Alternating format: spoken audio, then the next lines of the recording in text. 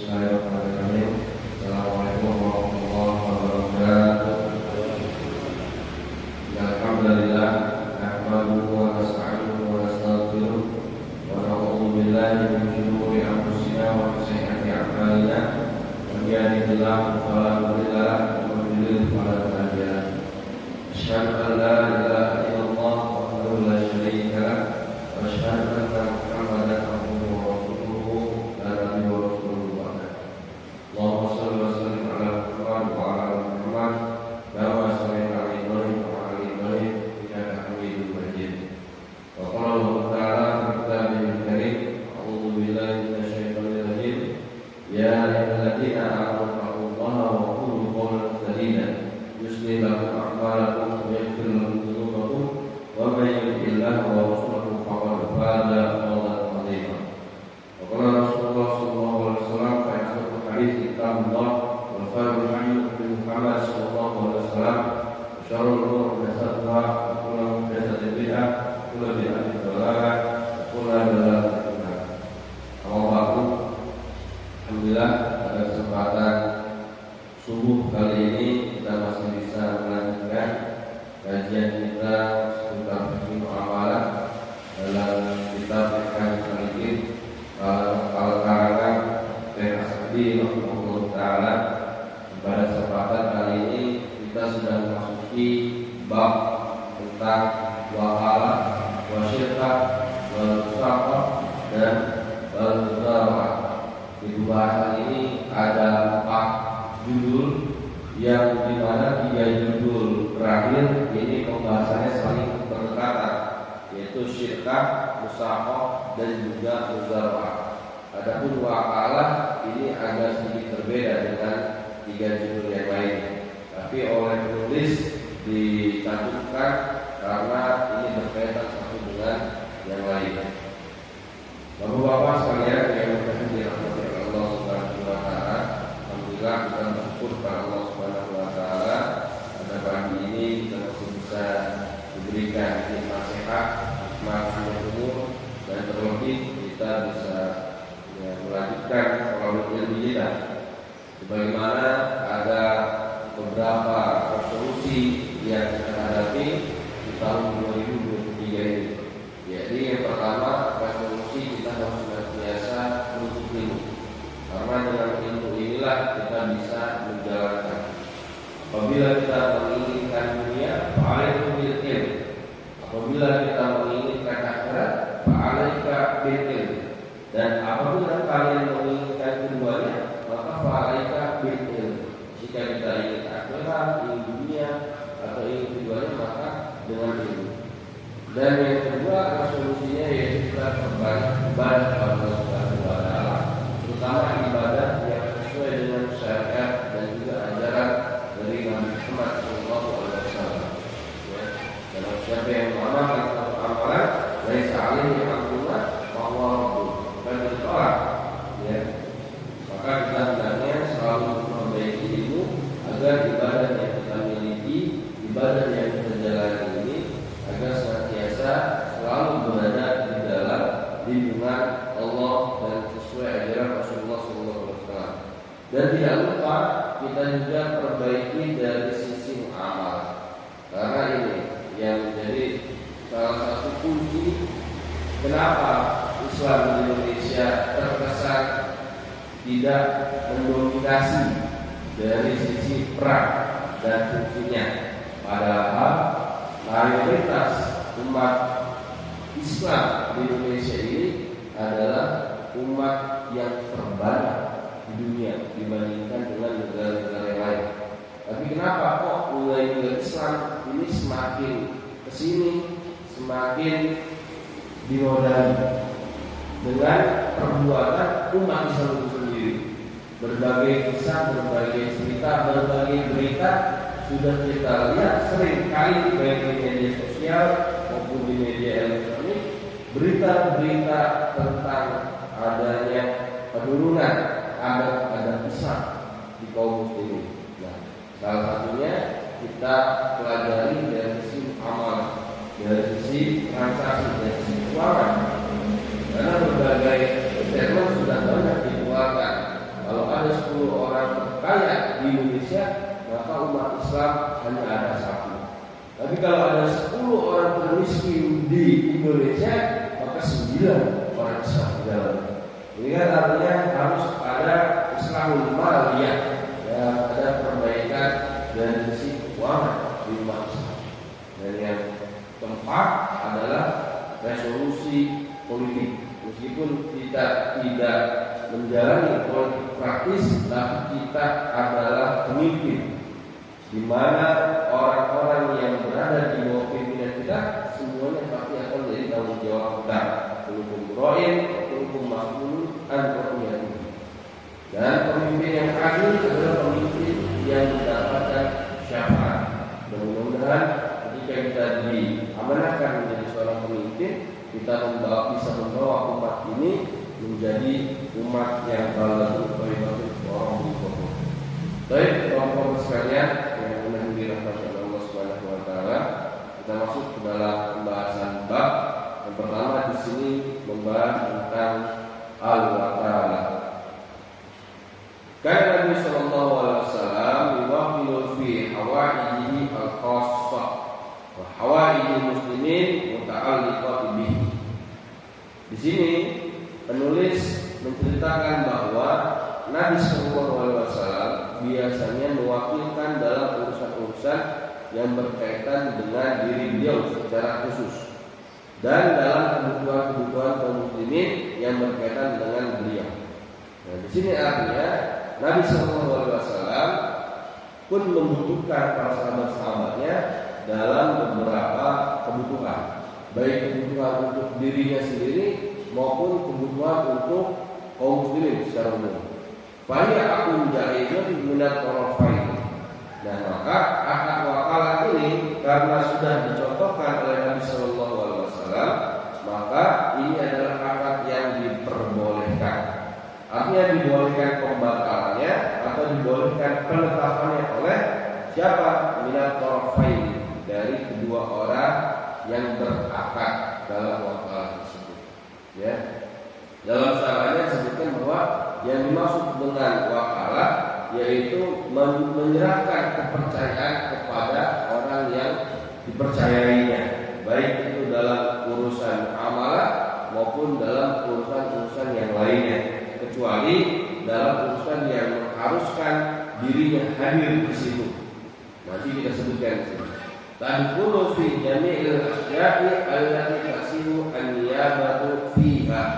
Nah, maka wakalah ini berlaku dalam segala perkara-perkara seseorang yang memang boleh digantikan. Artinya ada perkara yang tidak boleh digantikan. Nah, perkara-perkara yang boleh digantikan apa saja? Di sini disebutkan min huquqillah, perkara yang boleh digantikan dari hukum atau dari hak-hak Allah Subhanahu wa taala. Contohnya kata fiqh zakat, ya. Seseorang boleh mewakilkan kepada temannya atau kepada amil untuk menyalurkan zakatnya. Gitu. Kata fiqh zakat seperti menyalurkan zakat.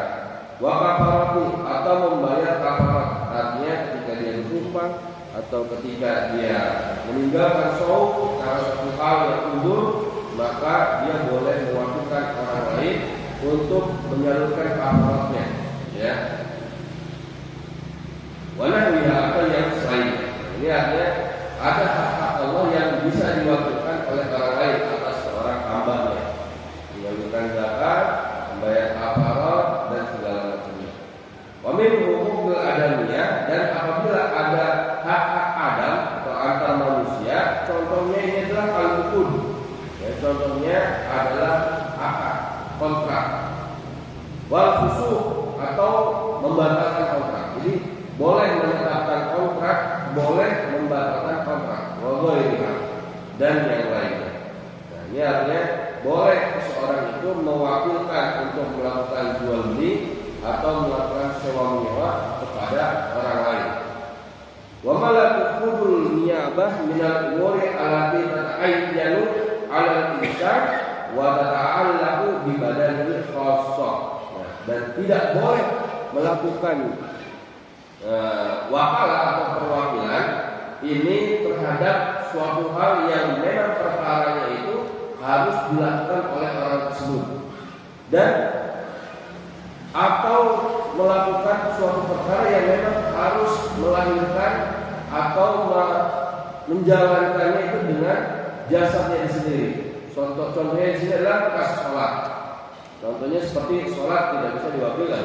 Wal toharoh, wal halif, wal qasim baina zawjat, wa nahya la tajuzu al wakalah fiha.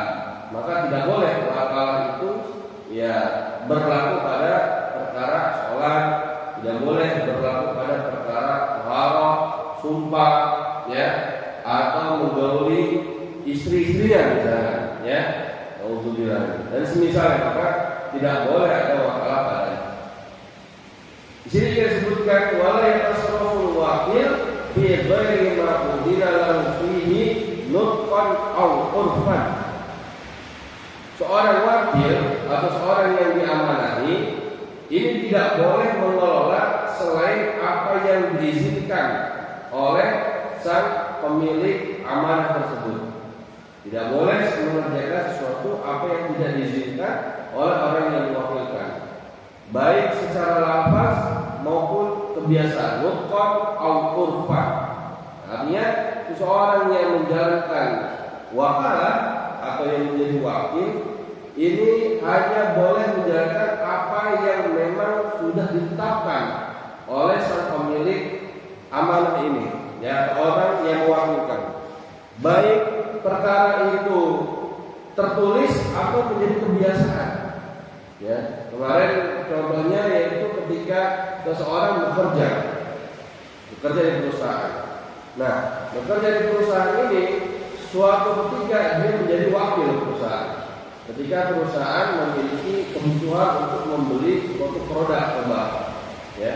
Nah, maka karena sang pegawai ini menjadi wakil perusahaan, ya, maka sang pegawai ini hanya boleh melakukan apa yang sudah menjadi tugasnya sesuai dengan SOP, atau ketika tidak sesuai dengan tugasnya yang menjadi kebiasaan, yang menjadi kebiasaan. Nah, pertanyaannya kemarin, bagaimana ketika sang pegawai ini menerima fee atau bonus dari pihak lain atau dari pihak supplier, ya? Nah, maka fee-nya ini harus benar-benar dikategorikan bahwa ini di luar dari riswah. Apa yang dimaksud dengan riswah? Yang dimaksud dengan riswah itu adalah orang memberikan suatu benda atau suatu harta kepada orang lain yang dimana dengan tujuan dia dapat mengambil hak yang seharusnya hak ini milik orang lain, ya, kecuali dia mendapatkannya memang semestinya haknya dia, maka tidak ada riswah apabila dia mendapatkan haknya. Contoh, ya, ketika orang-orang Palestina yang saat ini dikepung oleh tentara Israel, maka ketika tentara Palestina ini ingin keluar atau ketika ada bantuan yang ingin masuk ke Palestina, lalu dia membayar petugas atau tentara Israel ini, ya, maka ini bukan termasuk dari riswah, karena upaya dia untuk mengambil haknya, gitu, ya.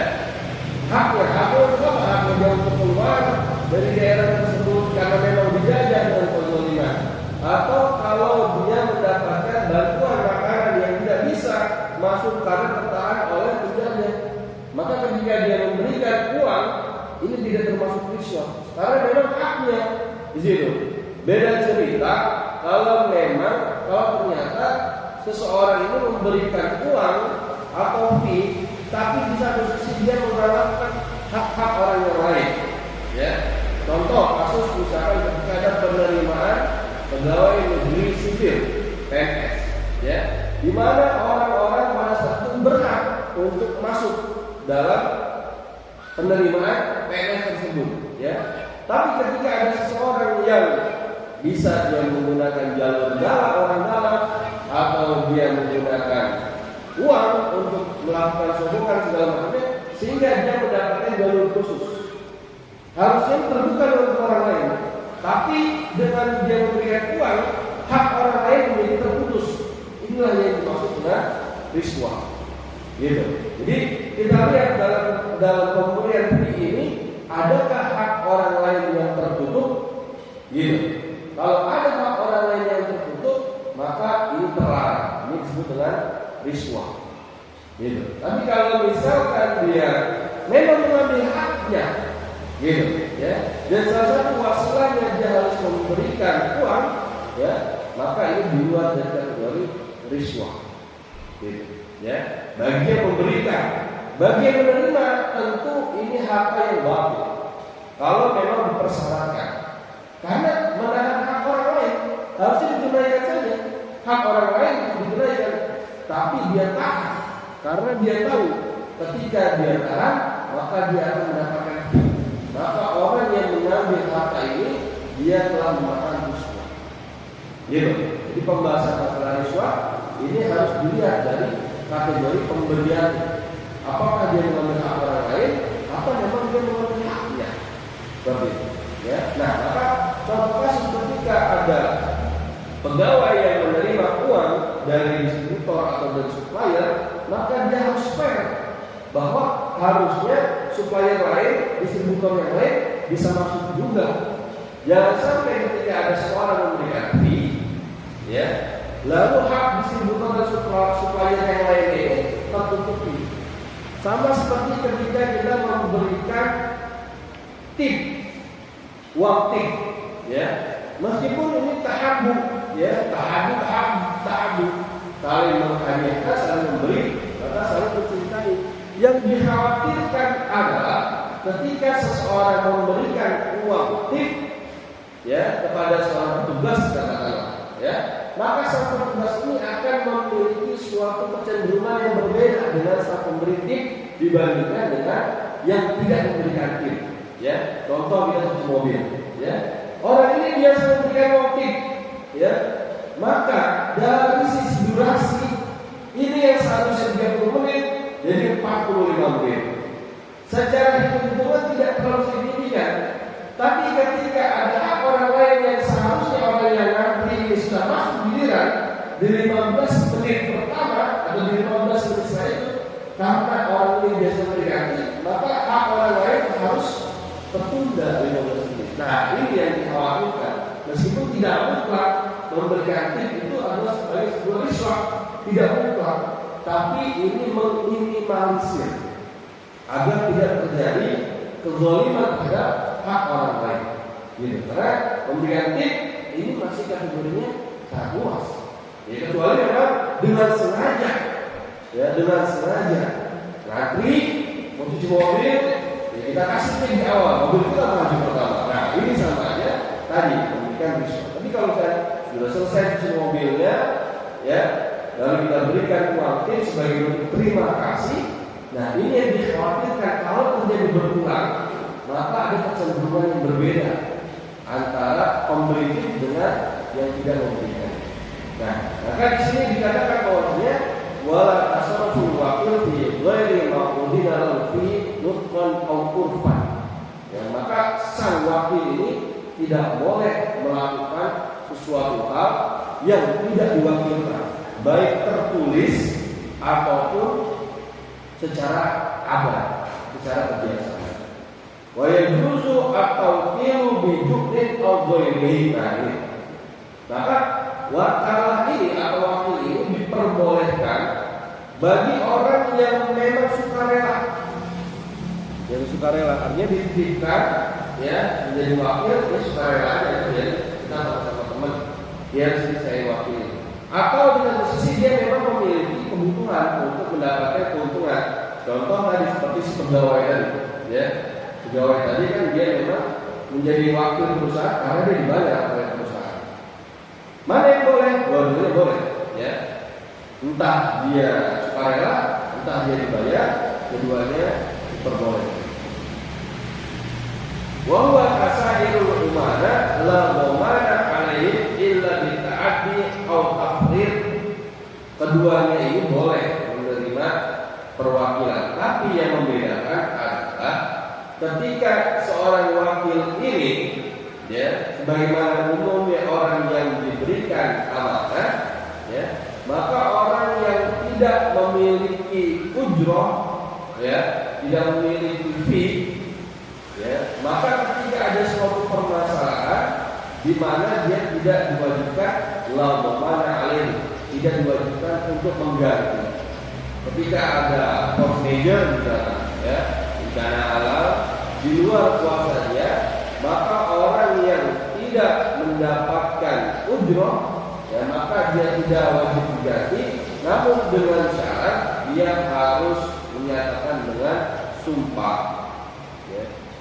Atau illa bita'adi au tafrid, kecuali ketika orang yang diberikan amanah ini dia memang lalai atau dengan sengaja dia menggunakannya ketika ada seorang yang diamanahkan untuk menjaga counter misalnya, ya, atau menjaga barang jualan, ya, dia memang ditugaskan untuk menjaganya, tugaskan untuk menjaga sampai suatu ketika ternyata ada kecolongan, ada maling, ya, hilang barang tersebut. Padahal dia sudah berusaha untuk menjaga, tapi qadarullah taala hilang, ya. Maka kalau kasus semacam ini, sang wakil tidak wajib mengganti karena dia sudah berusaha untuk menjaganya. Namun dengan syarat dia harus menyatakan dengan sumpah, ya.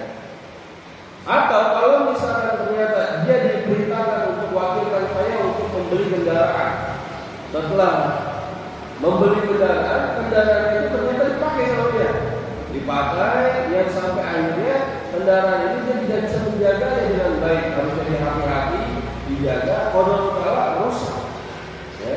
Maka dalam hal ini dia telah melampaui batas, atau dalam hal ini dia telah lalai, ya, karena tadi dititipkan motornya dalam persoalan misalkan, ya, dalam kasus badai, harusnya kan barang itu dijaga, barang gadai ini dijaga, tapi sama dia dipakai seenaknya aja, melampaui batas, sampai akhirnya dia lalai dalam menjaga, merawat kondisi barang gadainya ini, akhirnya rusak, ya, atau barang titipannya ini rusak, ya. Ketika rusak, ya, maka dia harus menggantinya. Kalau dia tidak mau mengganti, maka syaratnya dia harus menyatakan dengan sumpah dan juga membawa bukti bahwa bukan dia yang berusaha ketika dia mendapatkan suatu ujrah. Wa man da'a ghadha minal umana, ya. Nah, maka dia orang-orang yang mendapatkan amanah, dia harus mengembalikan sesuai dengan apa yang telah diamanahkan. Wa in kana bijurrin lam yuqbalu illa dibayarha atau illa dibayarha, ya. Kecuali kalau misalkan dia tadi, ya, menerima jual atau menerima upah, maka dia harus membawa bukti bayyinah sebagai bentuk bahwa bukan dia yang merusak. Wa in kana muhabari'an qabla qawluhu yadini. Tadi kalau dia sukarela, maka dia tidak menerima ganti rugi ketika dia sudah melakukan sumpah. Jadi wakalah ini diperbolehkan dalam segala hal, ya, kecuali mewakalakan yang halal, ini tentu saja tidak boleh. Tapi kalau perwakalahan yang halal, ya, selama kedua belah pihak ini amanah, maka diperbolehkan, ya, baik dengan sukarela atau dengan adanya bayaran. Nah, masalah yang kedua asyarikat. Wa qala Nabi sallallahu alaihi wasallam, yaqulullahu ta'ala ala salihul syarikaini ma lam yakun ahaduhuma sahibahu fa idza qanahu kharajtu minal bainihima. Rawahu Abu Dawud. Nabi sallallahu alaihi wasallam bersabda bahwa Allah Subhanahu wa taala ini mengatakan, aku berada di antara tiga orang yang berserikat atau bekerja sama, ya. Jadi ketika ada kongsi, ada perserikatan, ada akad kerjasama, maka Allah Subhanahu wa taala berada di antaranya.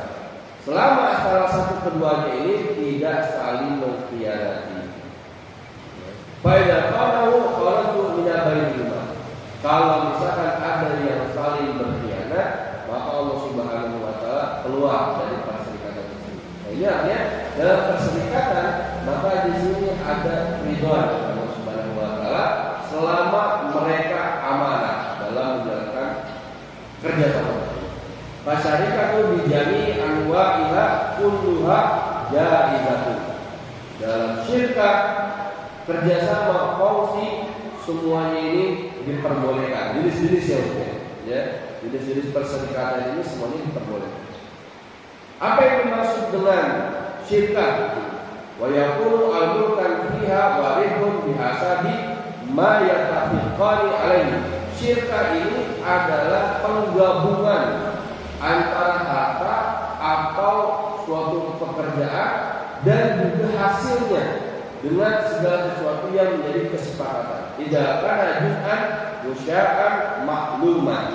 Ketika ada hasil dari kongsi kerjasama ini, ya, maka hasilnya ini menjadi masih kepemilikan atau menjadi hak orang-orang yang berserikat di antara mereka dan dibagi dengan cara yang jelas. Pada fi hada yang dimaksud dengan perserikatan pertama ada syarikatul inan, ada syirkah inan. Wa hiya an yakuna min kulli minhuma malun wa amalun. Yang dimaksud dengan syirkah inan adalah ketika dua orang yang berserikat ini ada dua pihak atau lebih ya, yang berserikat ini mereka memiliki harta modal. Masing-masing memiliki modal. Dan bukan hanya memiliki modal, mereka juga ikut serta dalam pekerjaan tersebut. Jadi punya modal juga, punya skill juga. Mereka terjun, kongsi. Ini namanya perserikatan. Dan ini disebut dengan syirkah inan. Yang kedua ada wasyarikatul mudharabah.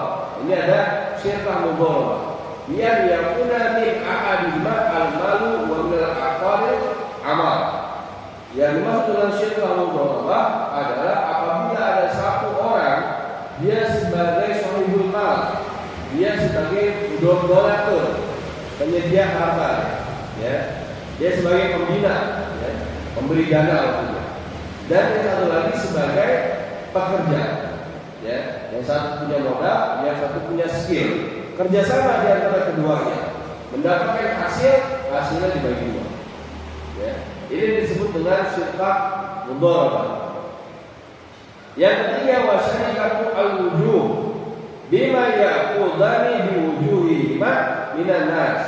Kalau syirkah wujuh mereka tidak punya modal, dua-duanya punya modal. Kalau syirkah ini dua-duanya punya modal, mudharabah salah satu punya modal, syirkah wujuh tidak ada yang punya modal.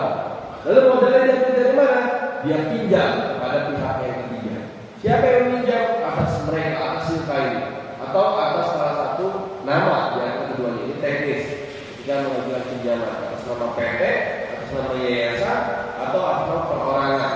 Ya. Tapi selagi mereka kerjasama, maka dianggapnya mereka yang melakukan pinjaman. Gitu. Ya, mereka tidak memiliki pinjaman, tapi mereka ya menggunakan wajah dia, ya wujud, ya syirkah wujud, ya menggunakan pribadi dia ini untuk mengambil modal. Setelah dia mendapatkan modal, maka modalnya dikelola sama. Ini disebut dengan syirkah wujud. Yang keempat ada wasyirkatul abdan, ada syirkah abdan.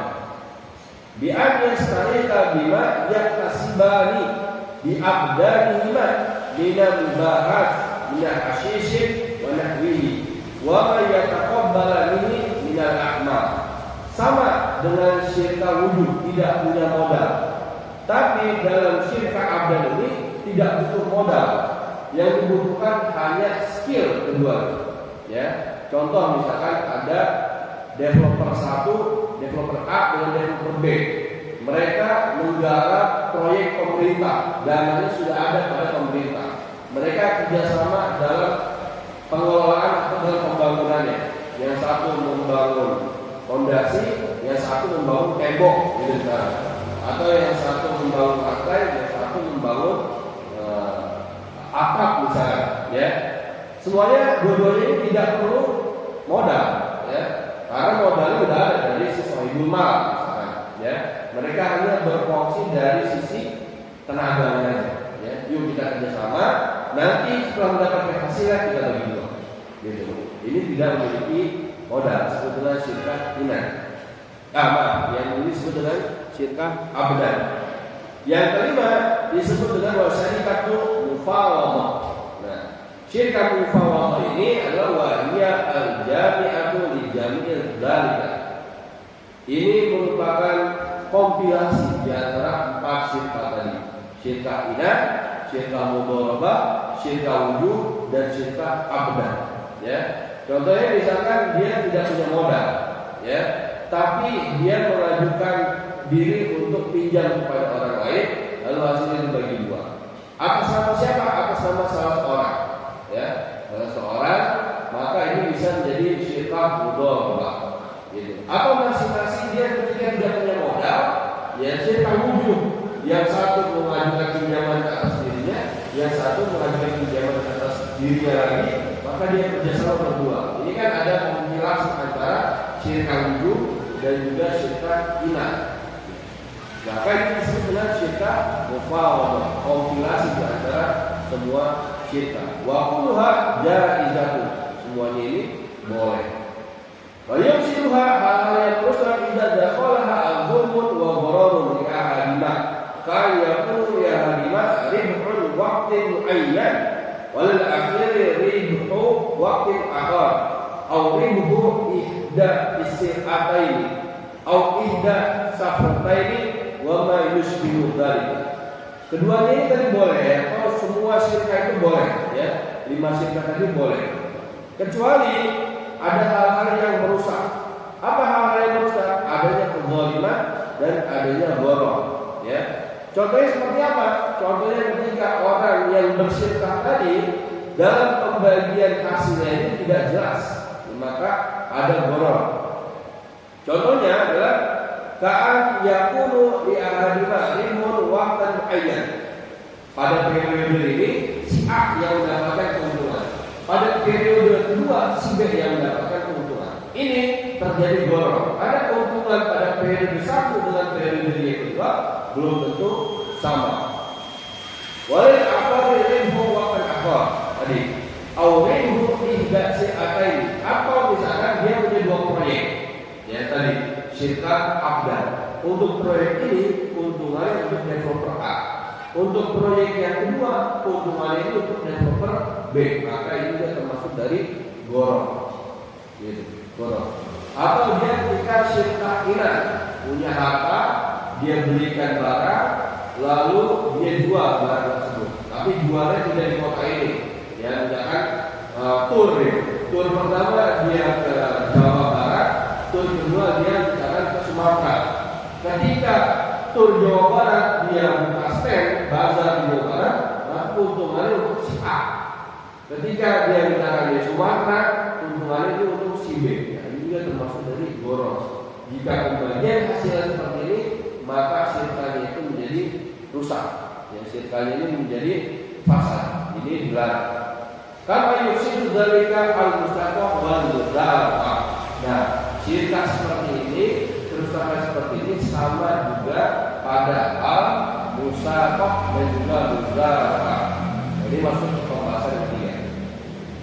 Wa rafi itu tadi wa kana nasu yu'ajiruna ala ahli Rasul sallallahu alaihi wasallam ma ala mu'adiyanati wa akbari jadawil wa asya min ar-ruh wa asya min az-zar'i wa yahliku hada wa yaslamu hada wa yaslamu hada wa yahliku hada wa lam yakun lin-nasi qira'at illa hada falidzalika zajara anhu wa amma syai'un ma'lumun madmunun fala ba'sa bihi rawahu Muslim. Dari Rafi bin Qadim berkata bahwa dulu zaman Rasul sallallahu alaihi wasallam ada transaksi musaqah dan juga muzarah.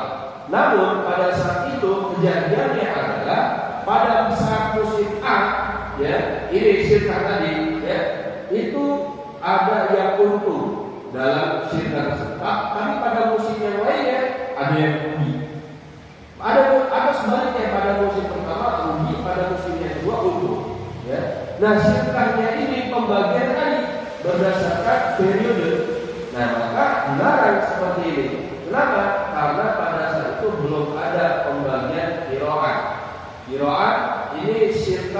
yang dilakukan secara muzara'ah dan juga musafah, yaitu pembagian untungnya berdua pada saat momen yang sama. Ketika satu untung keduanya, ketika satu rugi keduanya. Gitu. Makanya bagi hasil itu bukan hanya bagi untung, ya, tapi bagi hasil ketika untung dan juga bagi hasil ketika rugi. Ustaz, kalau kita nabung di bank syariah nggak mungkin kita pakai bagi hasil rugi, ya nggak mungkin, ya.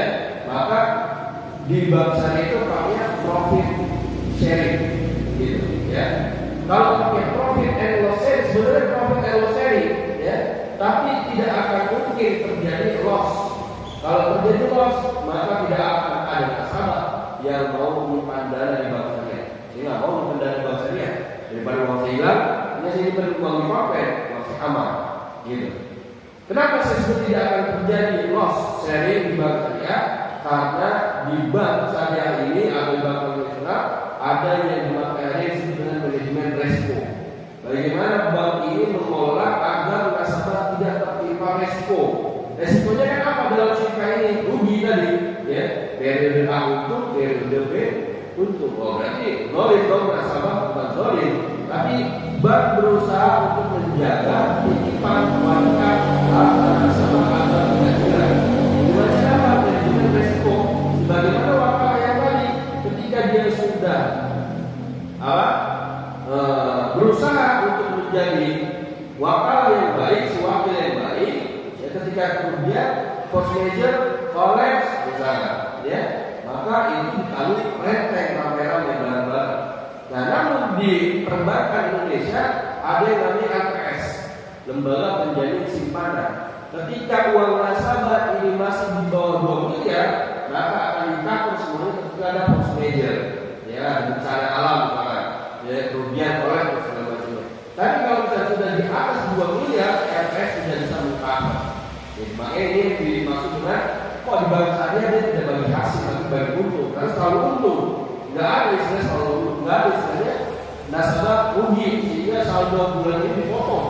Nah, kalian tahu, ya. Maka kayaknya, ya, bank selalu berusaha untuk menjaga agar harta nasabah ini tetap terjaga menggunakan satu manajemen risiko, dua lembaga penjamin simpanan, ya. Nah, dulu zaman Rasul ada sifat yang periode ini untung, periode ini rugi, gitu. Kalau dibagi bulan ini saya, bulan ini antum, nah maka bohong ini, ya.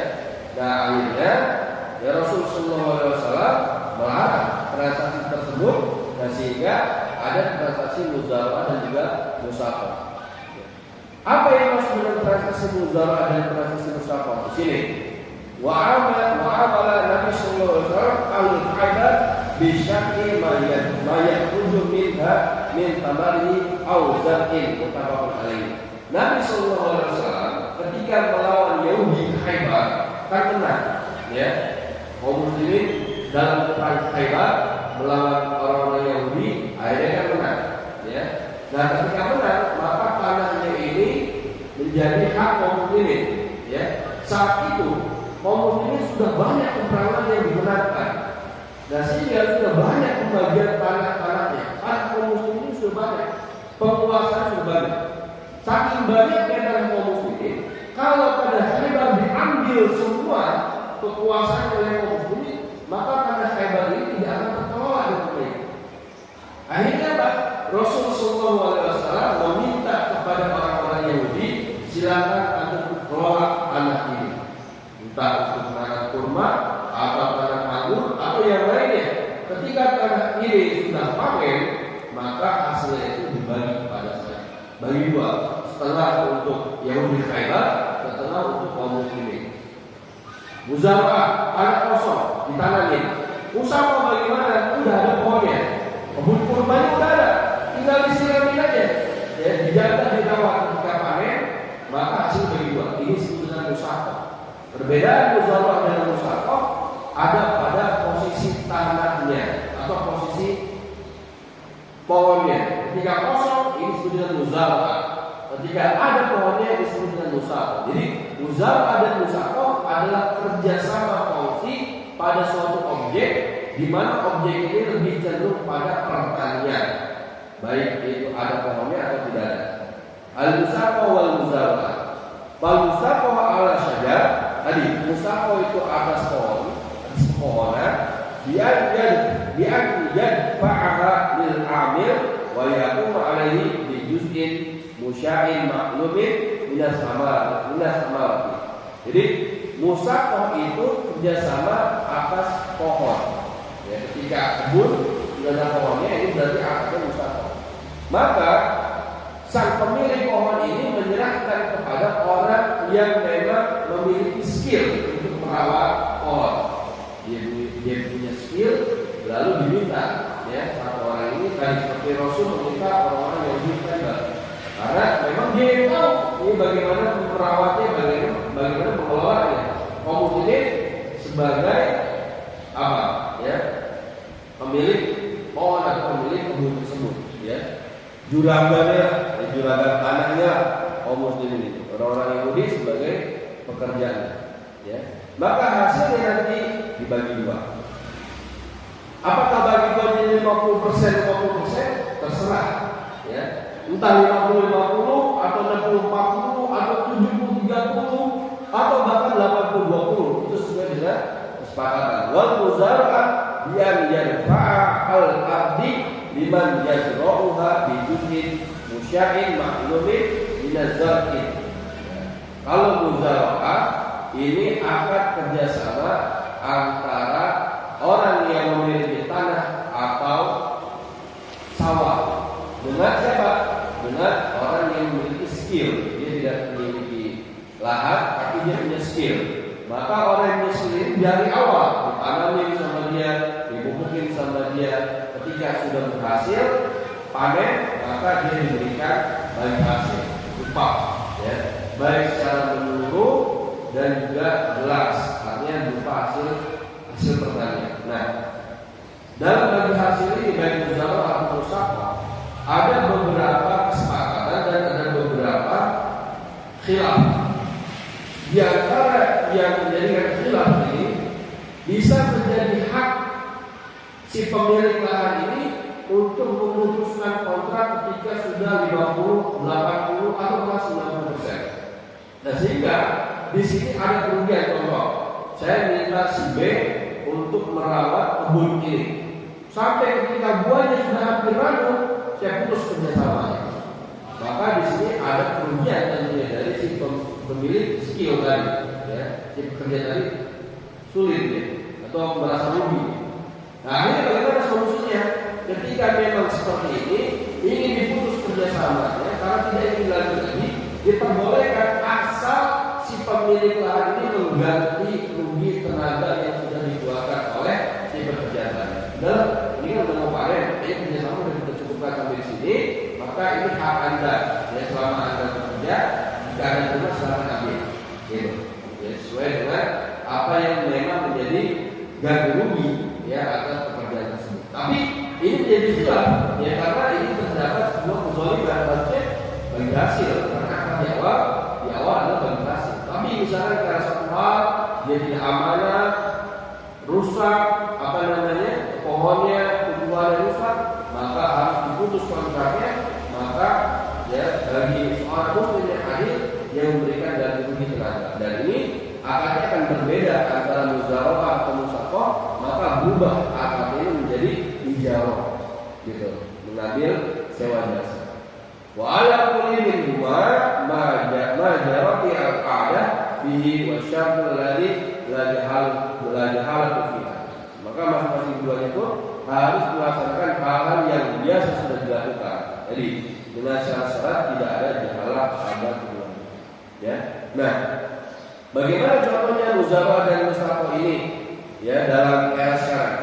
Walau dafa'a ad-dabba illa aqara ya'malu 'alaiha wa ma hasala bainahuma jaza. Contohnya selain dari pepohonan atau selain dari lahan, maka di sini disebutkan juga ketika seseorang ini ya dafa'a ad-dabba, menyerahkan binatang tunggangannya, ya, binatang tunggangannya atau kendaraan ini untuk dikendarai, diambil manfaatnya ketika ketika ada keuntungan, baik dipakai untuk membajak dan segala macamnya, ya, atau membawa barang dagangan, maka hasil keuntungan ini akan dibagi dua antara si pemilik kendaraan dengan si pekerja tadi. Maka contoh sekarang itu ketika ada orang yang menyewakan atau memberikan kendaraan untuk dipakai ojek online, ya, motor ataupun mobil, ya, akadnya bisa terjadi dua, bisa akad ijarah sewa mobil atau sewa motor, pokoknya dapat berapapun dalam satu hari bayar ke saya misalkan 200.000 hari, ya, itu berarti akadnya ijarah sewa menyewa kendaraan. Atau ingin menggunakan akad tadi, ya, syirkah, musafah atau muzara'ah, bisa, ya. Ketika ada seorang punya motor atau punya mobil, ya, disewakan, lalu hasilnya itu nanti dibagi dua, ya, antara si pemilik mobil dengan si pekerja. Ini bisa lebih cenderung kepada musafah. Muzara'ah, bagaimana contoh praktiknya? Misalnya seorang tidak punya mobil, tidak punya motor, tapi dia punya akun, ya. Sekarang banyak, ya, ada akun ojek online dipakai sama dia, akun ini. Ya, ketika akun ini dipakai, maka nanti ketika dipakai untuk ojek dan segala macamnya, hasilnya ini dibagi dua. Gitu. Meskipun secara hukum positif menggunakan akun ini sama saja, ya, dia memakai, ya, milik orang lain, dan ini menyelisihi data. Harusnya si Ahmad misalkan, ya, tapi yang memakai si Ibrahim. Ini kan ketika dia jalankan ternyata berbeda nih. Meskipun secara hukum positif ini bertentangan, ya, dengan peraturan dan terlarang, ya, dalam praktek di perusahaannya. Tapi secara contoh, misalkan contoh seperti ini, ya, ada punya lahan dikelola sama dia, ini diperbolehkan ketika ada keuntungan, ya. Dari pembahasan kita terkait dengan wakalah, lalu terkait dengan syirkah, muzara'ah, dan juga musafah, ya. Secara kesimpulan, wakalah adalah perwakilan dari orang yang mewakilkan, ya. Maka sebagai seorang wakil tidak boleh menjalankan hanya apa yang sudah diizinkan, baik itu tertulis maupun menjadi urf, ya, menjadi suatu kebiasaan al-ada al-hakam, ya. Nah, lalu yang kedua terkait dengan syirkah. Syirkah ini terbagi menjadi 5. Yang pertama ada syirkah binan, syirkah mudharabah, syirkah wujud, syirkah abad, dan juga syirkah mufawadah, ya. Syirkah binan kerjasama antara kedua belah pihak, dia punya modal, dia punya skill. Syirkah mudharabah kerjasama antara si pemilik modal dengan si pemilik skill. Syirkah wujud kerjasama ketika masing-masing tidak punya modal, diajukan pinjaman, dikelola berdua. Syirkah abdan, dia tidak punya modal, hanya punya skill, tapi dengan skill ini mereka bisa bekerja sama, ya. Syirkah mufawadah kerjasama yang mengkompilasi 4 syirkah tadi, ya. Sedangkan musafah ini kerjasama antara si pemilik pohon dengan orang yang memiliki skill merawat pohon, ya. Muzara'ah kerjasama antara pemilik lahan dengan petani yang bisa mengelola lahan itu supaya bisa menghasilkan, ya. Masing-masing diperbolehkan dengan bagi hasilnya ini sesuai dengan kesepakatan. Dengan catatan, ya, dengan catatan si pengelola harta ini mereka jujur, amanah, dan juga memang fokus dalam mengurus harta sahibul mal atau dalam fungsi ini. Ketika seseorang dia tidak amanah, artinya lalai atau dia mengabaikan atau bahkan dia berkhianat, ya, maka ketika ada kerugian ini menjadi tanggung jawab si pekerja tadi, anggota. Tapi kalau misalnya sudah amanah, ada kerugian, Allah Taala, bagaimana resikonya? Resikonya tanggung bersama, gitu, ya. Dan ketika mereka semua bersyirkah kerjasama, ya, Allah Subhanahu Wa Taala berada di antara mereka semua, lalu mereka berkhianat, ya. Mungkin ini pembahasan kita pada hari ini.